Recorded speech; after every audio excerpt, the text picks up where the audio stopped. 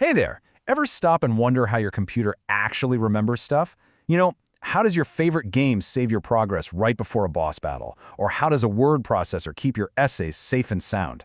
Well, today we're going to pull back the curtain on that little bit of magic by diving deep into the world of computer files. Oh, we've all felt this pain, right? You're completely in the zone, typing away, and then poof, the power flickers, your battery dies, and every single thing you just did is just gone. That awful, sinking feeling in your stomach, that actually highlights a super important concept in computing, the huge difference between temporary and permanent memory. So your computer basically has two kinds of memory. On one side, you've got primary storage, which you probably know as RAM. Think of RAM as the computer's short-term memory. It's incredibly fast, perfect for handling whatever you're working on right now. But here's the catch. The second the power goes out, everything in RAM vanishes. On the other side, we have secondary storage, like your hard drive or an SSD. Now, this is the treasure chest. This is the computer's long-term memory, where you store things permanently so they're safe for later. Okay, so how do we get our precious data from that risky, temporary RAM into safe, permanent storage before it disappears?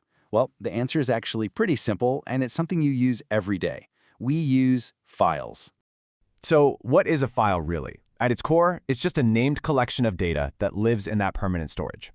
Think of your hard drive like a giant filing cabinet. By putting our data into a file, we're basically sticking it in a labeled folder, giving it a permanent home so we can find it later. It's how we conquer that whole vanishing data problem. Let's get our hands dirty. The first thing we need to know is how to write to a file. This is the actual process of taking data from your program, which is running in that temporary RAM, and saving it to a permanent file on your hard drive. It's really just a simple three-step recipe. First, your program has to open the file.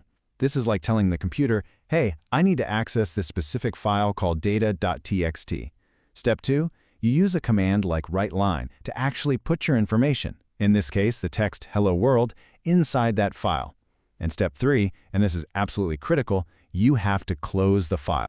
I can't stress this enough. That close command is non-negotiable. It's the final signal to the computer that says, okay, I'm all done writing.